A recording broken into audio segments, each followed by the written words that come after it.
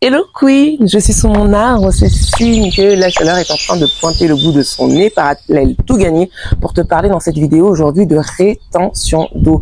Une femme à 2 sur 10 souffre de ce phénomène. Dans la vidéo, on va parler causes, fausses croyances, mais surtout solutions pour que tu puisses passer un bel été en toute sérénité avec le moins de rétention d'eau possible. Tu es parti pour la vidéo? Alors on parle rétention d'eau. Let's go! Oh là, ça a commencé à taper, un verre d'eau, et je suis rentrée au frais, dis-moi. Oh, tu me connais pas encore? Je suis Béatrice, coach fitness, mais coach fitness spécialisé chez les femmes de plus de 40 ans. Pourquoi? Parce que j'estime, moi-même ayant 45 ans, je vais parler de ce que je connais et surtout ce que je sais, c'est qu'il nous faut un max d'énergie Queen dans cette ère quadragénaire pour avancer, que ce soit par le sport, que ce soit par la nutrition, que ce soit par le mindset, il nous faut un max d'énergie. C'est pour ça que j'ai créé cette chaîne pour t'aider avec des séances, avec des conseils et puis surtout de l'interaction. N'oublie pas que l'important c'est l'interaction pour qu'on puisse s'aider à trouver des solutions et avancer dans cette ère quadragénaire. Sans plus tarder, on passe aux causes de la rétention d'eau. Let's go. Alors tout d'abord, ton corps, c'est comme cette éponge finalement, avec plein de petites vascularités, de petits trous pour pouvoir retenir cette eau. Et oui, la rétention d'eau, telle qu'on l'entend, d'accord, tu vois, quand c'est ça en fait, tu bois de l'eau, l'éponge se gorge, hop, si tu bouges et que tu fais ce qu'il faut, hop, ça presse, et à ce moment-là, tu reviens et tu as un équilibre hydrique, qu'on appelle équilibre hydrique, tu as suffisamment d'eau, ni trop, ni pas assez dans ton corps, et tout va bien comme cette éponge. Tu vois l'analogie, c'est génial. Et oui, il faut des images pour parfois comprendre. Donc, la rétention d'eau, c'est un phénomène tout à fait normal et souhaitable. Ton corps, c'est de l'eau, ton sang, c'est de l'eau, ta lymphe, c'est de l'eau, tout, c'est de l'eau en toi. Tu es constitué à 80% d'eau. Basta, il te faut de l'eau et il te faut des mécanismes qui retiennent cette eau. Ah, formidable, le corps a fait tout ce qu'il fallait, il y a tout ce qu'il faut. Maintenant, ce qu'on appelle rétention d'eau, ces œdèmes, c'est qui viennent se créer parce qu'il y a de l'excès de liquide dans ton corps. Grosso modo, c'est ça, d'accord? On va pas rentrer dans les détails, parce qu'on sait, ces œdèmes-là, attention, vont faire que, en fait, les veines vont se gonfler et créer des œdèmes, d'accord? Disclaimer, t'as un œdème qui dure depuis trop longtemps, d'accord? C'est médecin direct, ok? Parce qu'il y a des œdèmes qui sont liés qui sont ponctuels, qui sont momentanés, qui sont circonstanciels, dus à nos hormones, par exemple syndrome prémenstruel, apparition de la ménopause, etc. Mais si ça dure trop, bah effectivement, il faut aller consulter parce qu'il faut écarter toute maladie rénale ou toute maladie cardiaque, etc. ou toute autre maladie gynécologique. Let's go! Première cause. Ok Queen, première cause à la rétention d'eau, tu manges trop salé. Et oui, ce n'est pas une fausse croyance. Manger trop salé, avoir trop de sodium dans son corps, ça retient l'eau, d'accord? Tu sais que tu peux aller jusqu'à 1 à la prise de poids de 1 à 1,5 kg. Alors, c'est pas que tu auras pris du gras, par contre, c'est simplement de l'eau. Et oui, ça pèse lourd et ça peut être causé naturellement par le fait que tu manges trop salé. Donc, charcuterie, fromage, etc. Tu sais qu'il existe des fromages sans sel à essayer, pourquoi pas. Moi, en tout cas, je ne mange plus de fromage enfin, en tout cas, j'ai réduit drastiquement ma consommation de fromage parce que ça n'allait ni à ma peau, ni justement à, je suis pas vraiment sujette à la rétention d'eau avec des gros œdèmes, etc. Mais je sentais que ça me faisait des ballonnements, ça me faisait gonfler, etc. Parce que je te rappelle que dans cette vidéo, on parle bien de tout ce qui est plus bénin, d'accord? Tout ce qui est gonflement, ballonnement, on se sent pas bien, etc.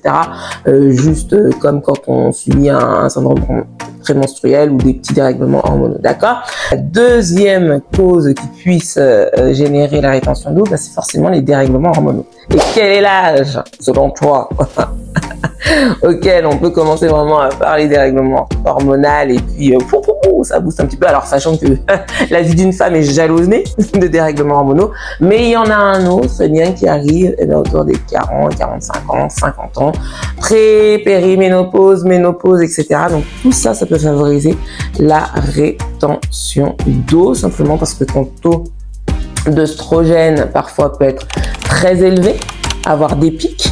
puis ensuite se calmer ensuite, comme je te disais, parce que le taux d'oestrogène diminue et ce sont les testostérones qui reprennent un peu plus le dessus. Mais sache qu'un taux d'oestrogène élevé dans ton corps favorise la rétention d'eau, ok? Donc c'est vrai que tous ces dérèglements hormonaux qui peuvent arriver et surgir eh bien, à la quarantaine et après, eh bien, ça peut favoriser la rétention d'eau. Ok, il y a un autre phénomène, naturellement, la chaleur. La chaleur, je t'en parlais tout à l'heure en introduction. Quand il y a des fortes chaleurs, il y a propension à retenir l'eau, propension du corps à retenir l'eau, tout simplement parce que le corps, encore une fois, étant bien fait et étant notre allié, veut juste réguler la température de notre corps. D'accord? Donc, on retient de l'eau, le corps retient de l'eau par forte chaleur parce qu'il veut s'assurer pour toi que ton corps sera rafraîchi suffisamment. C'est pour ça que on a tendance à gonfler quand on fait de la rétention d'eau plus quand c'est l'été. D'accord? Donc ça, c'est simplement lié à un mécanisme de protection de ton corps. Ok, mais ne t'inquiète pas, il y a des solutions et on va le voir si tu restes jusqu'au bout de la vidéo parce que parler de ce qui se passe c'est très bien, avoir des solutions c'est toujours un peu mieux. Alors tu es sujette également, quatrième cause, au piétinement où tu restes trop assise ou etc. Ta circulation sanguine ne s'effectue pas bien. D'accord? Ni ta circulation sanguine, ni ta circulation lymphatique. Tu sais que j'adore parler de la lymphe. Je te parle souvent de la lymphe pour l'élimination des déchets et des toxines, mais la lymphe aussi, elle te permet d'éliminer l'excès de liquide dans tes cellules, d'accord? Parce qu'en fait, on est constitué d'eau encore une fois, les cellules se gorgent d'eau et des fois, il y a des excès de liquide et si la lymphe ne circule pas bien, bam, bam, c'est la rétention d'eau, tu vois? Donc, il faut qu'il y ait une circulation sanguine et lymphatique suffisante au jour le jour dans ton corps. Et c'est vrai que quand on fait des métiers, on est tout le temps debout, statique, tu vois. Je pense au métier de coiffeuse, je pense, plein de métiers comme ça où malheureusement, on est souvent dans la même station, que ça soit assise ou debout. Et bien ça peut favoriser la rétention d'eau. Tu vois, c'est pas la faute des coiffeuses, mais c'est comme ça. Malheureusement, il y a des postures et le fait de rester statique qui favorise la rétention d'eau. Et en parlant de statique, la sédentarité est un lourd facteur, surtout à partir de 40 ans, de la rétention d'eau. Quand tu restes trop longtemps dans ton canapé, au-delà même du fait que, écoute, c'est contre tout ce que je te préconise, c'est-à-dire le mouvement, ça favorise l'inertie.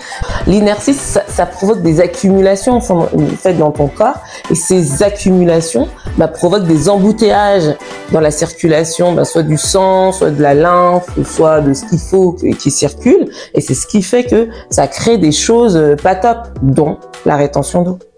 Le dernier point, Queen, tu ne bois pas assez d'eau. Et oui, et ça va avec une fausse croyance qui dit que c'est parce qu'on boit trop d'eau qu'on fait de la rétention d'eau. Eh ben non. Il faut boire suffisamment d'eau. Il faut boire de l'eau toujours pas en excès. Parce que forcément, si tu bois 4000 tonnes d'eau, effectivement, tes cellules ne vont pas pouvoir supporter le poids de tout ça. Mais par contre, boire de l'eau. Ok, boire suffisamment d'eau. C'est pour ça que j'en viens à ma première astuce. Je t'en avais déjà parlé dans cette vidéo. Tu te lèves, tu prends au moins la moitié de ton quota d'eau. Disons que tu dois boire 1,5 à 2 litres d'eau par jour.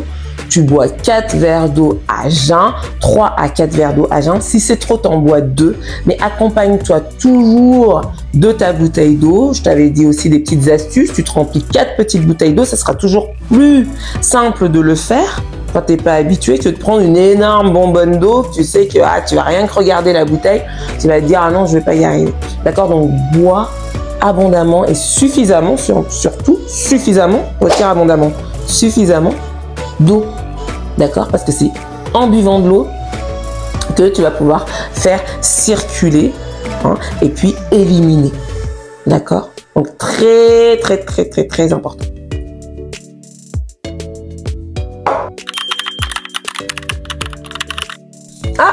Solution alimentation pour lutter contre la rétention d'eau. Je te parlais tout à l'heure de manger trop salé et d'avoir un excès de sodium pour venir établir l'équilibre, il faut ramener du potassium dans son corps. Tu sais où est-ce qu'on trouve du potassium?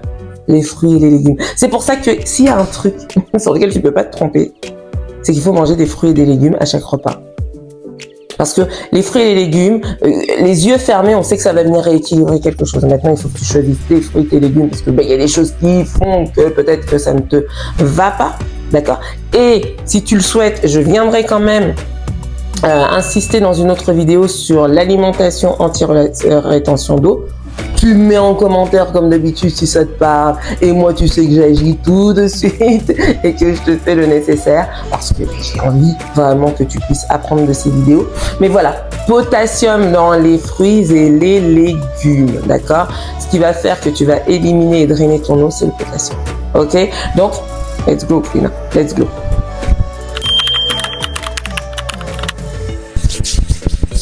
Eh oui Queen, il y a quelque chose de formidable qui s'appelle le brossage à sec. Alors je te dis formidable, mais je le fais très rarement, je ne le fais pas beaucoup. Mais par contre c'est génial parce que c'est un drainage lymphatique. En revanche, moi je me fais masser. Masser, ça c'est très important, que ce soit brossage à sec ou massage ou drainage lymphatique, c'est super. Ça c'est vraiment une solution pour faire circuler ta lymphe, d'accord? Lymphe qui va te permettre d'enlever encore une fois l'excès de liquide de tes cellules. Ok, parce que la rétention d'eau, on en parle un petit peu comme ça de façon anodine, mais ça peut cacher plein de choses. Hein. Je te rappelle, si ça dure trop, si tu as des œdèmes qui durent trop, attention, let's go to the médecin.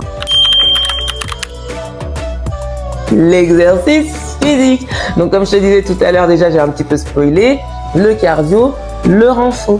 D'accord, le renfo je t'ai expliqué tout à l'heure, le cardio également, il faut bouger, éliminer. Pas simplement les calories, mais aussi l'excès d'eau. Donc, transpirer, uriner, ça participe à réguler, d'accord, à réguler ton taux d'hydratation, à rétablir l'équilibre hydrique, dit-on. Et puis, il y a un sport qui te permet justement, un peu plus cette élimination, c'est la natation. Alors la natation, c'est un drôle de phénomène, on l'a tous connu. Quand tu rentres dans l'eau, tu as envie d'aller uriner 20 minutes plus tard. C'est le fait que l'eau vienne masser, hein, ça a cet effet drainage-massage, hein, tu vois, le mouvement dans l'eau. C'est le fait que ça fasse circuler, en fait, tout simplement, qui te donne envie d'aller uriner. Et c'est pour ça qu'on recommande souvent la natation quand on fait de la rétention d'eau.